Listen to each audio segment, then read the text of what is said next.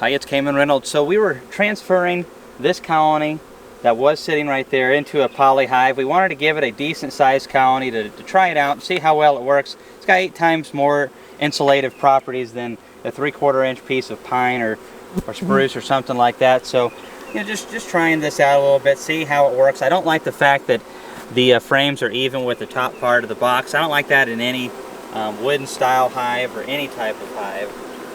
But that's just the way that it is, and we'll try it out. We'll see how much the insulation helps. I wanted to see especially if it's going to help us during summers. You know, some people will keep asking me why I'm trying this stuff. I'm trying to learn. I've never tried this stuff before, and it may be something that's really, really useful to me, or, you know, might not at all. And I love wood. I doubt we'll ever go away from it, but you never know. And until you try it, you don't really know.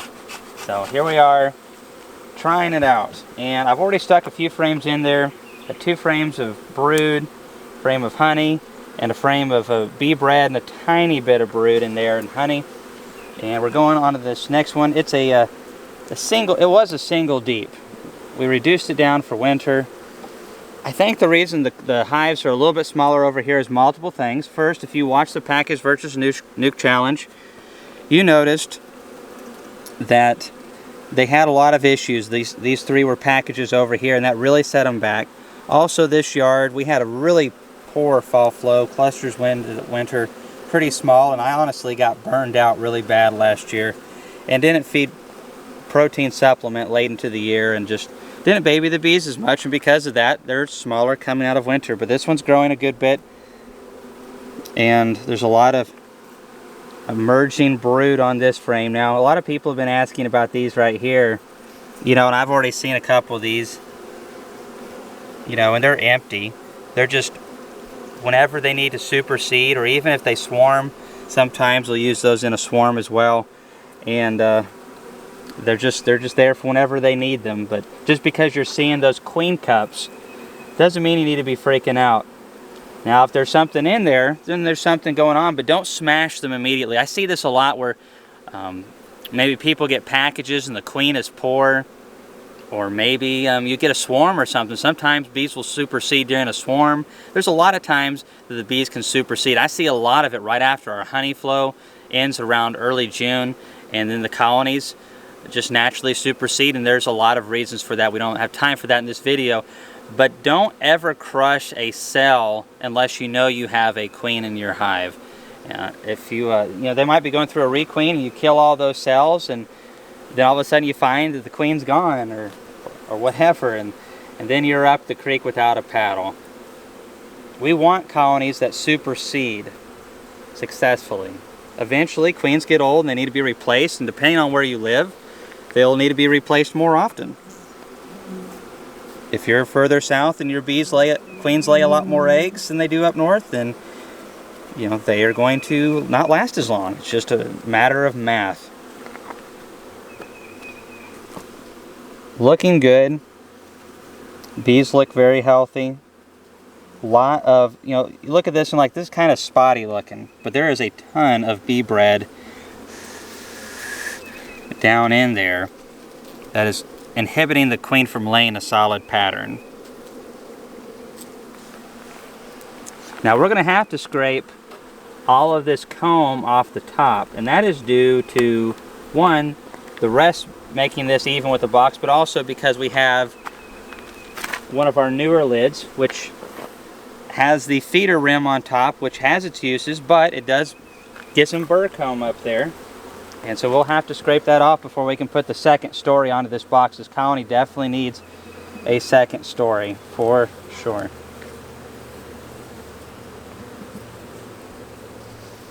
All right, let's see what we got over here. More brood, more bee bread. Looking good. But they need more space. Queen needs more space to lay. Probably should have had that other deep on already, but I just haven't gotten around to. We've been busy. Alright, so we already have 7 frames in there. Yeah, so there's 9 to this box. We'll be using 9 in the next box as well. And we'll be showing you how we're going to space that out. Oh, looky there. That looks really good. So a lot of larvae down in there. How's the lighting on that, Laurel? That's the next generation. Now we're in the 50s today. It is getting really cool at night, and that's a little frustrating, but it is what it is. Hoping to find the queen on here. Oh, there she is. Right there. One of our beautiful queens right there. And look at her, you know, she kind of looks, I mean, she's a carny, but you can see how much yellow she still has up there. And I don't know if that's from the Italian drones in the area over time, but you know, then I have some carnies. I was looking at one the other day that I caged up, and she was mostly black. Very, very black. So there's a lot of diversity in bees, and that's very important. We're trying to keep the frames all in the same order we pulled them out. I think that's definitely best in cooler weather, but I'm not one of those people that believes you have to do that all the time. There's some people feel like if you ever disturb the brood nest, that's a crime, and I'm not one of those people. A lot, to me, depends on temperature. Also, a lot depends on the size of the cluster. You know, I don't ever believe in just like, okay, we're going to put an empty drawn here, every other one. I'm not one of those type of people. But if the cluster is really strong, I'll pull out a frame of brood, stick it up above, and drop an empty comb in the middle, no problem. Alright, so we have a lot of honey here, bee bread, and then on this side we have a good bit of capped brood intermixed with the bee pollen and the bee bread and the honey. Alright, so here's the trick right here. Sometimes, you know, these frames get a little fat, you get a lot of bees, especially happens when the colonies get big. And I find shaking the bees off like that makes it much easier for me to be able to get this last frame in without crushing bees.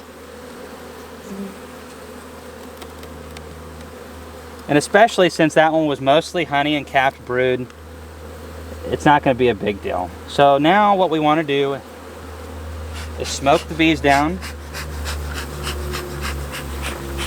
and then we're going to scrape off all of this burr comb.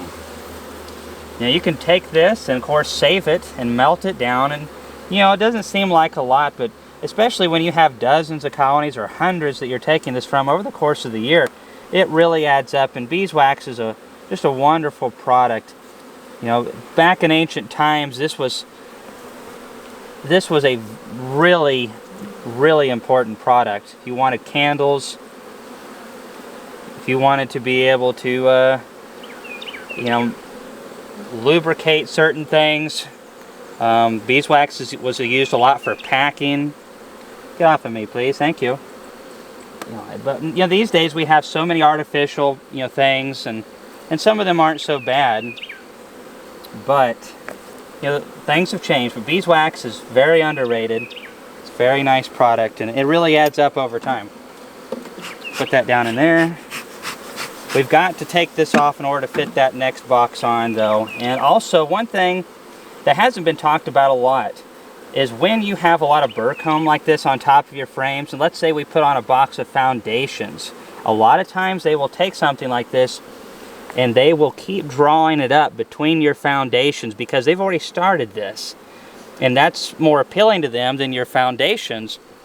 And I feel like many times in my experience, and I think other people see this as well, just maybe don't realize it, that if you would have scraped the top bars of the bottom box prior to putting on those foundations, you would have had less issues with the bees messing up the combs. You see that sometimes they'll get a little creative, and I think a lot of times it's because they had something more appealing to start them out, and I think this is one of the reasons for that.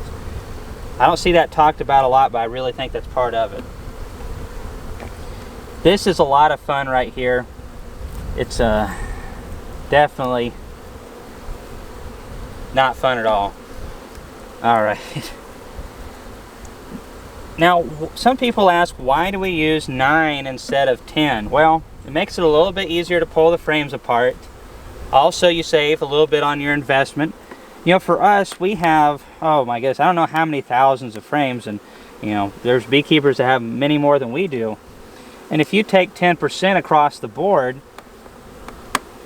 that is a lot of frames.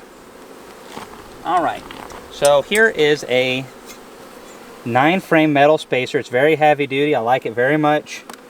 I will leave a link in the comments below where you can get the one that I like to use. Also, this Hive tool as well will be there.